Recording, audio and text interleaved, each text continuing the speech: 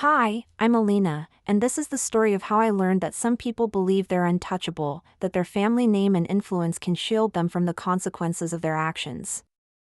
For years, I dedicated myself to investigative journalism, tirelessly pursuing truth and holding power accountable, only to discover that the very newspaper I worked for, under the manipulative control of its editor-in-chief, Robert Sterling, was actively burying stories and twisting facts to protect his powerful family's interests.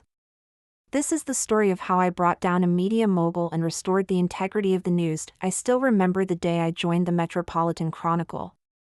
I was a young, ambitious investigative journalist, fresh out of journalism school, brimming with idealism and a fierce commitment to truth. The Chronicle was a legendary newspaper, known for its hard-hitting exposés and its motto, "Facts above all." Robert Sterling, the paper's editor-in-chief, was a towering figure in the industry, an intimidating man from a long line of influential media barons. He had a reputation for being ruthless but brilliant, a man who commanded respect. "Alina, we need sharp minds like yours," he told me during my interview, his voice a low rumble.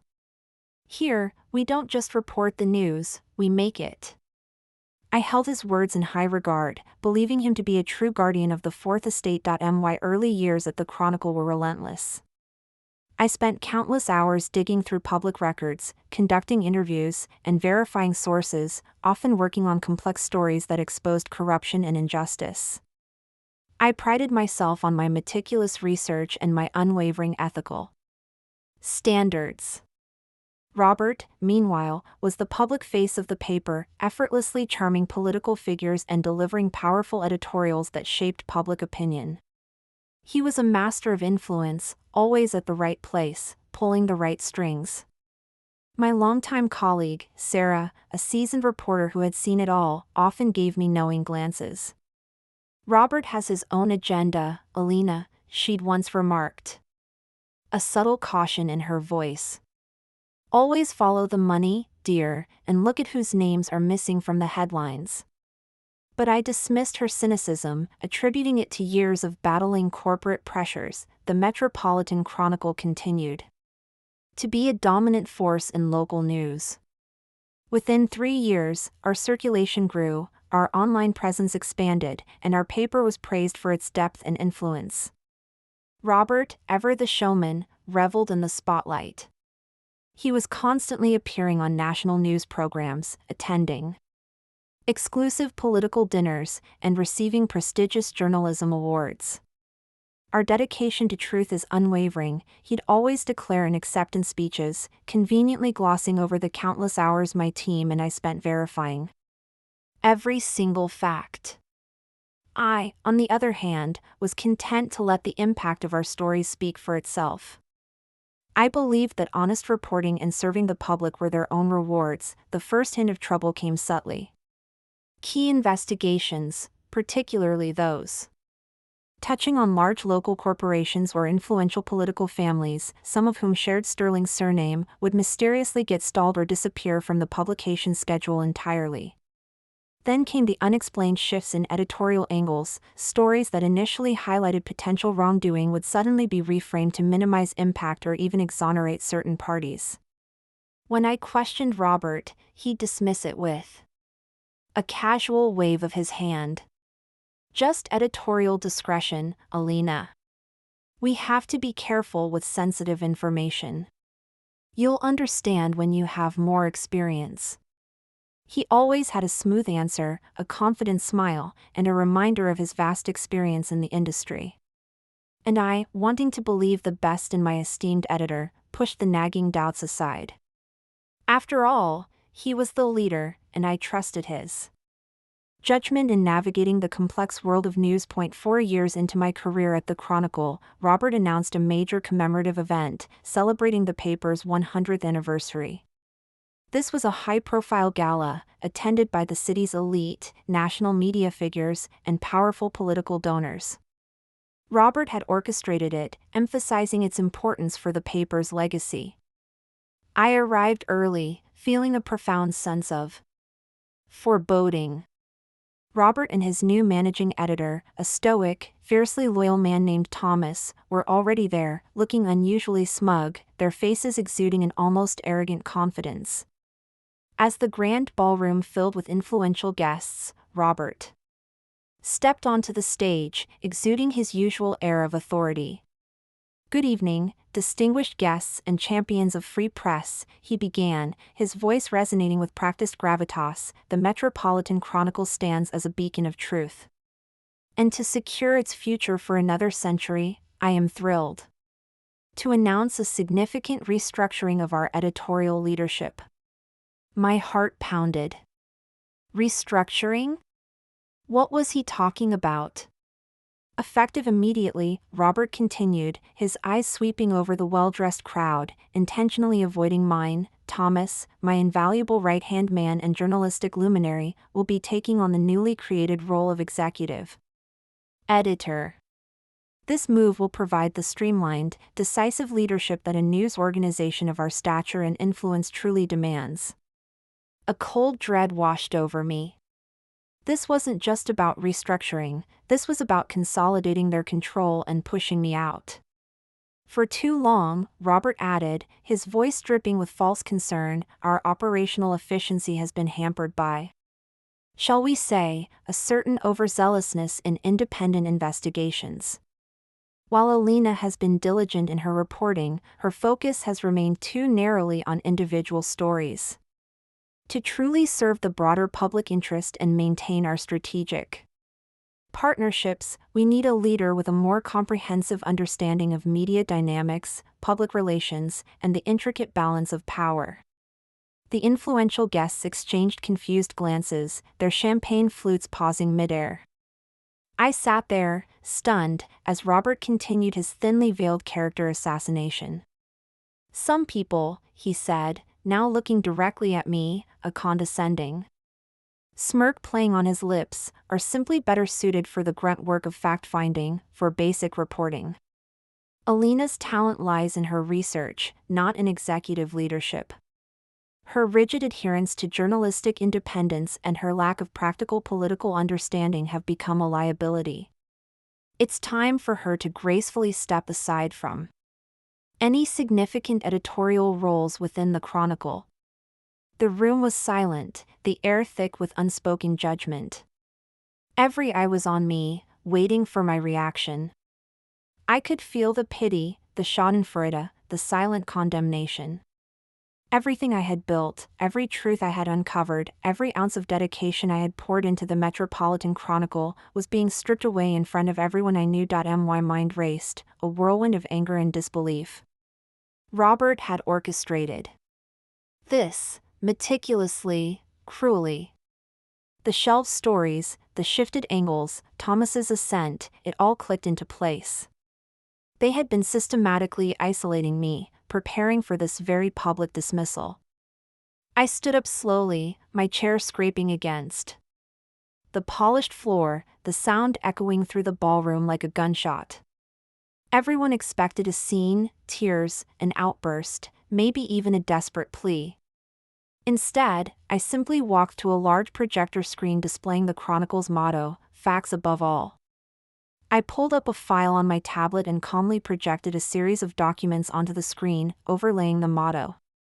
These were internal memos revealing suppressed stories, altered editorial directives, and financial transactions linking Robert's family to the very corporations and political figures we had been prevented from investigating. "Remember what this newspaper is supposed to stand for, Robert," I said, my voice steady, betraying none of the turmoil raging inside me. "Because clearly, you've forgotten." Then, without another word, I turned and walked out, leaving behind the stunned silence and the damning evidence that exposed his hypocrisy. That night, as I sat in my small apartment, surrounded by stacks of investigative notes and the cold glow of my laptop, I made a decision. Robert thought he had one, but he had forgotten one crucial detail, something that would turn his moment of triumph into the biggest mistake of his corrupt career. As I powered up my laptop and began typing, a small, grim smile played on my lips. Tomorrow would be interesting indeed. After all, there's more than one way to report the news, and I had learned more in years of honest, uncompromised investigative work than Robert had learned in all his years of manipulating headlines and protecting his powerful friends. The next morning would bring changes that none of them saw coming, changes that would make them realize exactly how truly indispensable unvarnished truth and journalistic integrity really were. That night, as I sat in my small apartment, surrounded by stacks of investigative notes and the cold glow of my laptop, I made a decision. Robert thought he had one, but he had forgotten one crucial detail, something that would turn his moment of triumph into the biggest mistake of his corrupt career. As I powered up my laptop and began typing, a small, grim smile played on my lips. Tomorrow would be interesting indeed. After all, there's more than one way to report the news, and I had learned more in years of honest, uncompromised investigative work than Robert had learned in all his years of manipulating headlines and protecting his powerful friends.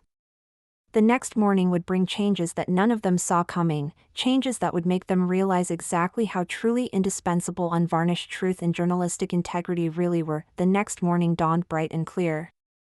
I arrived at the Metropolitan Chronicle headquarters early, before anyone else, and waited. Precisely at 9 a.m., Robert strode through the grand entrance with Thomas by his side, both wearing triumphant smiles that were about to be wiped from their faces. Alina? Robert's voice held a mix of surprise and annoyance. What are you doing here? I thought after last night you'd have the dignity to stay home. I smiled, remembering the encrypted document I had sent at 3 a.m. to every major news network, the National Press Club, the Public Editor's Office, and a carefully selected list of prominent, independent investigative journalists. Just wrapping up some loose ends, Robert, dear, I said sweetly.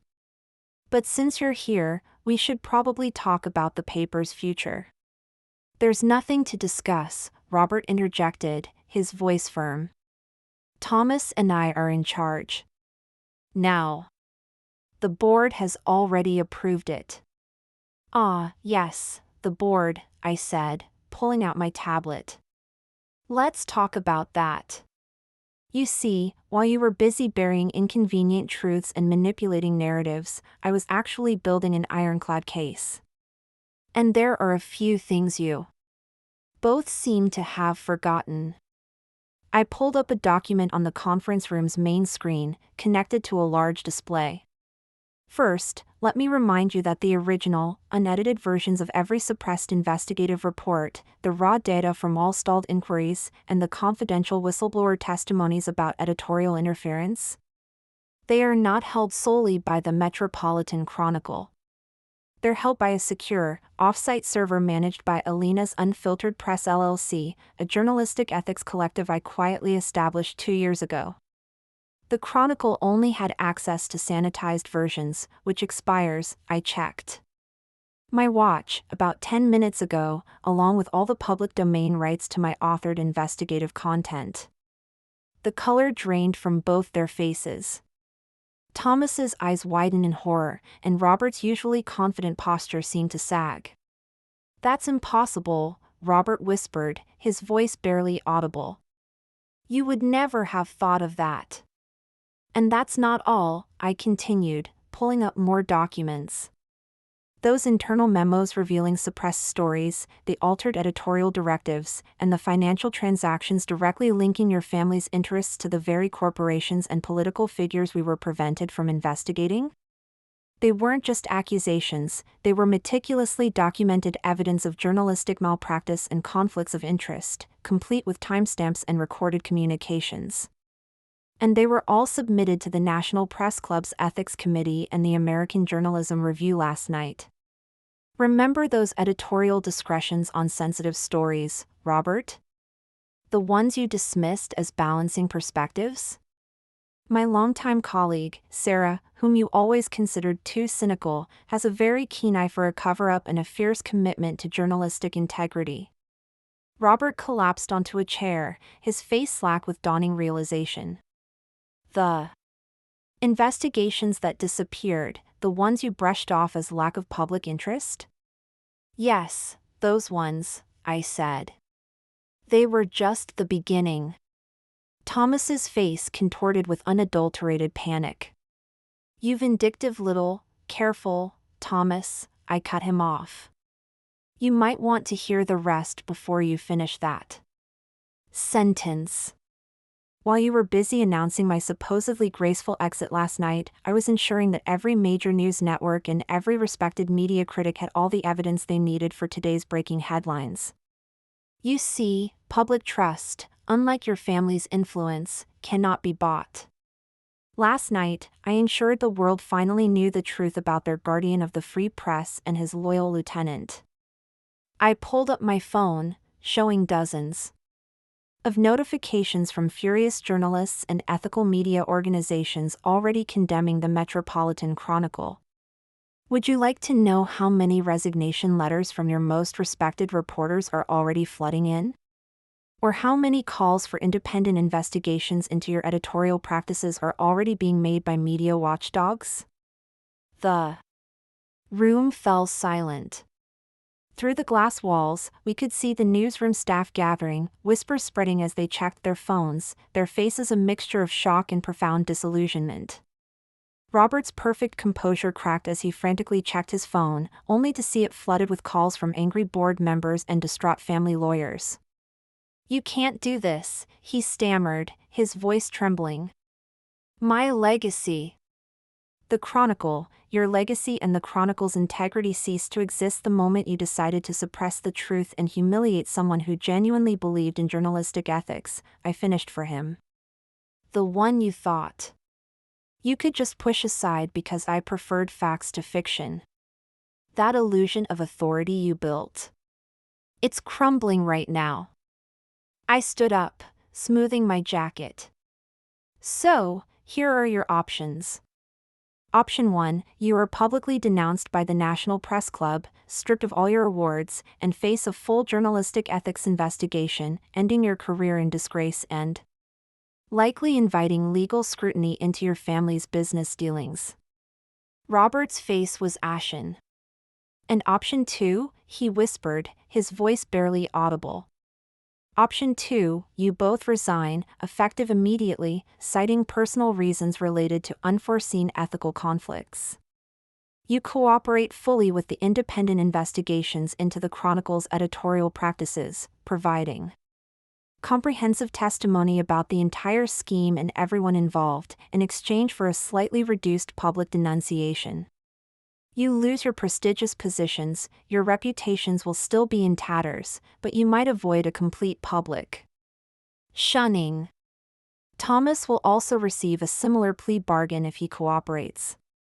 And I, Alina, will publicly commend your courage in stepping down for the good of journalistic freedom. Thomas's face had turned an interesting shade of green. You planned this all along, didn't you? You've just been waiting for the right moment to destroy us. I laughed, but there was no humor in it. No, Thomas. I spent years trying to be an honest, dedicated reporter while you both took me for granted.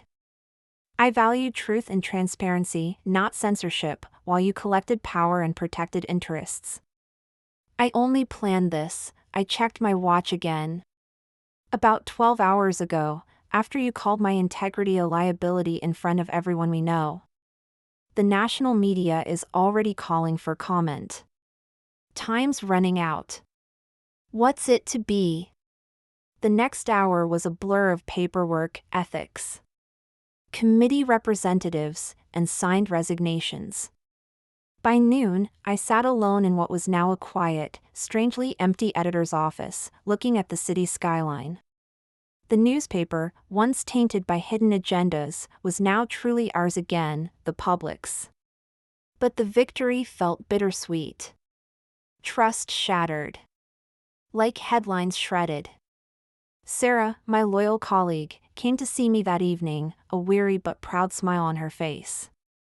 Did it have to end this way, Alina? She asked softly. They gave me no choice, Sarah, I replied, my voice gentle but firm. they would have continued to manipulate the news and betray the public trust without a second thought. She nodded slowly, understanding but somber. What happens now? I showed her the plans I had already drawn up, a complete restructuring of the Metropolitan Chronicle's editorial board under new, transparent leadership, with a renewed focus on independent journalism and community accountability. Now, we would rebuild something even stronger, a paper truly dedicated to facts, but this time, we'd do it without having to carry people who saw the news as just a tool for personal influence. Over the next year, the newly reformed Metropolitan Chronicle, under a new, ethical editor-in-chief and with my continued involvement as a senior investigative journalist, slowly began to rebuild its reputation. Our stories were once again sharp and unbiased, earning new readers and genuine respect. Robert and Thomas were disgraced, their names forever synonymous with media scandal and censorship, vanishing from the public eye. We see each other only through grim news articles of their downfall, a polite distance that masks the wounds that may never fully heal. Sometimes, late at night, I look at old photos of Robert and me from the early days of the Chronicle and feel a twinge of sadness for the shared journalistic dream we once had. But then I remember that gala, the look of disdain on Robert's face, the way he dismissed my commitment to truth. In journalism, and in life, true power lies in integrity, not in influence. He learned that lesson too late. As for me, I learned that sometimes, the quiet ones, the ones meticulously following the paper trail, are the ones you should watch out for. Because we're the ones who know how to build a case, how to uncover the hidden stories, and how to bring down even the most powerful figures when they betray the public trust. My story spread through the journalism world, a cautionary tale about underestimating the wrong person. These days, when I attend press conferences, I often catch whispers, "That's Alina, the one who," they never finish the sentence. But they don't have to. The revitalized Chronicle and the unwavering integrity of our newsroom speak for themselves. Last week, I received an invitation to speak at the National Investigative Reporters and Editors Conference on Media Ethics and Accountability. The topic? The unseen truth, why the facts always win. I accepted the invitation with a small smile, already planning my speech. After all, I have quite a story to tell. The paper continues to thrive under its renewed commitment to honesty and fearless reporting, but more importantly, I've found peace with my decisions. Sometimes, the strongest message you can send is simply proving people wrong. And sometimes, the best revenge isn't about destroying others, it's about rising so high that they can't help but see their own mistakes and the damage they caused. As I write this from my new, corner office at the Metropolitan Chronicle, looking out at the city whose stories I helped uncover, I'm reminded of something Sarah once told me: the truth always finds a way to publish itself. She was right. I've moved past the need for revenge now. These days, I focus on building something truly meaningful, something that will outlast all the petty censorship and self-serving ambition. I still keep a copy of that original suppressed report, a reminder of why I started and why I will never stop fighting for what's right. Until then, it serves as a reminder that our greatest strengths often come from the very things others underestimate about us.